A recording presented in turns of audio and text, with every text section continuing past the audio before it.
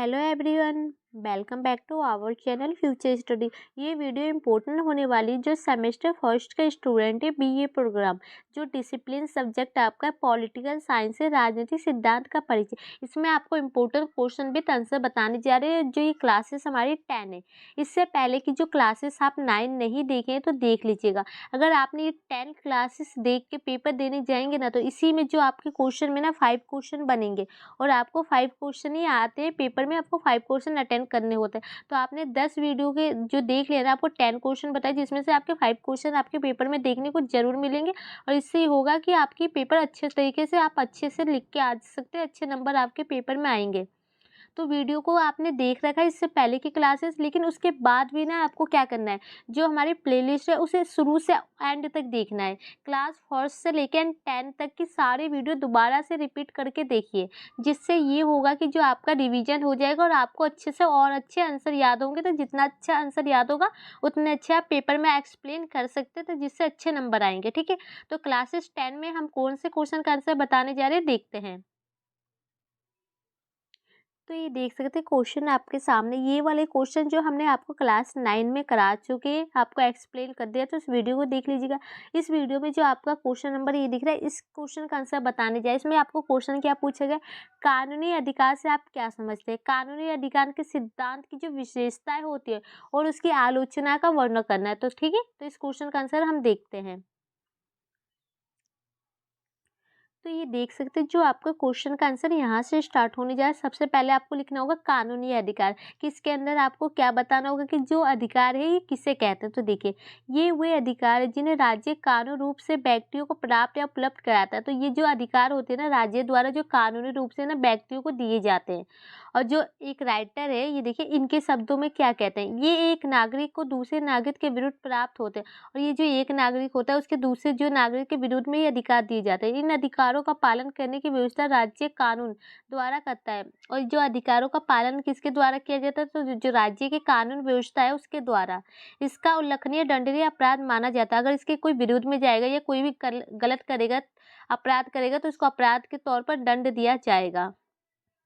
अब देखिए, जो कानूनी अधिकार के सिद्धांत की 3 विशेषता होती है। तो फर्स्ट पॉइंट आपके सामने, राज्य अधिकारों को परिभाषित करता है और उन्हें एक मान्यता के रूप में सुनिश्चित करता है। तो जो राज्य का कर्तव्य है कि जो अधिकार को परिभाषित करेगा, उन्हें एक मान्यता के जो रूप में ना सुरक्षित रखता है। अधिकार राज्य के पहले नहीं बल्कि राज्य के अधिकार का स्रोत है। और जो अधिकार है क्या राज्य से पहले नहीं बना, जो अधिकार है ना वो राज्य का स्रोत है, कि जो राज्य के द्वारा ही अधिकार ये बनाए जाते हैं। सेकंड पॉइंट है इसका, राज्य वे कानूनी और संस्थागत ढांचा वे प्रदान करता है जो इन अधिकारों के उपयोग के लिए आवश्यक है। और जो राज्य द्वारा कुछ ऐसे संस्थागत ढांचा होता है वो उसे प्राप्त किया जाता है, उसे दिया जाता है नागरिक को, जिसके लिए अधिकारों का उपयोग लोग कर सकता है अपनी आवश्यकता के अनुसार। राज्य इन अधिकारों को लागू भी करता है और जो राज्य का कर्तव्य ये भी है कि जो इन अधिकारों को लागू करना। ठीक है, थर्ड पॉइंट है इसका, अधिकारों की रचना और कार्यान्वयन राज्य करता है। अतः जब भी कानून में परिवर्तन आता है तो अधिकार में भी परिवर्तन आता है। तो जो अधिकार होते हैं उसकी रचना कैसे की जा रही है, उसमें क्या क्या कार्य की जाती है, सब राज्य का काम है। अगर कानून में कोई भी परिवर्तन किया जा रहा है तो जो अधिकार होते हैं आपके, उसमें भी कुछ ना कुछ चेंजिंग आती है, परिवर्तन होते हैं। तो ये समझ में आ गया। अब जो कानूनी अधिकार की जो आलोचना की जाती है वो क्या है, तो देखिए, कानूनी अधिकार की आलोचना इस आधार पर की जाती है कि इस सिद्धांत ने सभी अधिकारों को अपने सिद्धांत में शामिल नहीं किया है।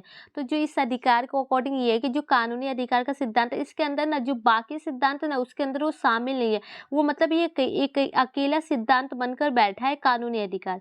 यह केवल उन्हीं अधिकारों का वर्णन करता है जिन्हें राज्य अपने कानून से मान्यता तथा सुरक्षा प्रदान कर चुका है।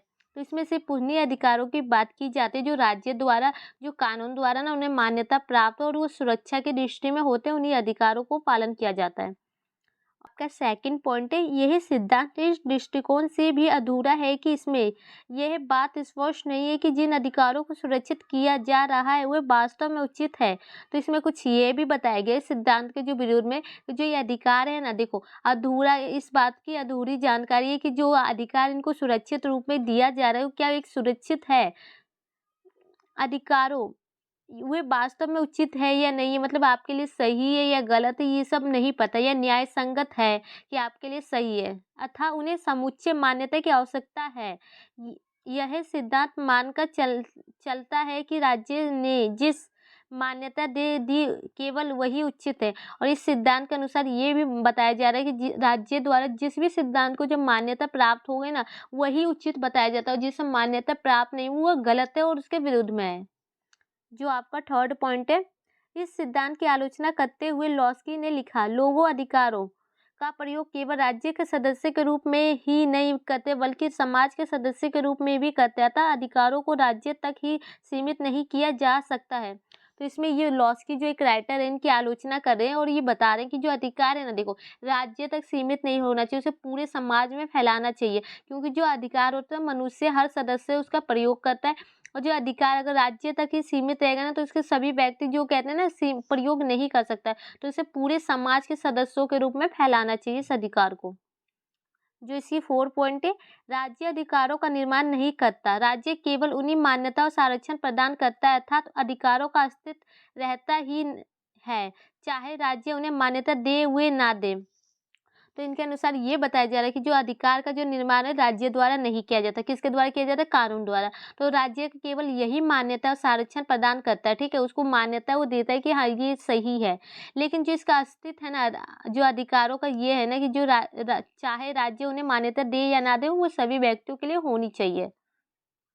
जो 5th पॉइंट है आपका, यदि राज्य द्वारा मान्यता प्राप्त अधिकारों को ही स्वयं परिमान लिया जाए तो राज्य निरंकुश रूप से धारणा कर सकता है, विरुद्ध अधिकार ही नहीं होगा। अगर मान लीजिए कि जो राज्य द्वारा जो अधिकार आपको दिए जाए, अगर उसे आपने सही मान लिया, एकदम अच्छे है आपके लिए, तो उसके विरुद्ध में कोई खड़ा ही नहीं होगा, उसके विरुद्ध में कोई अधिकार ही नहीं होगा, तो इसकी आलोचना की जा रही है, ठीक है। तो यहाँ पर ये पॉइंट आपके खत्म हो गए, इस क्वेश्चन का आंसर हमने आपको कंप्लीट करा दिया।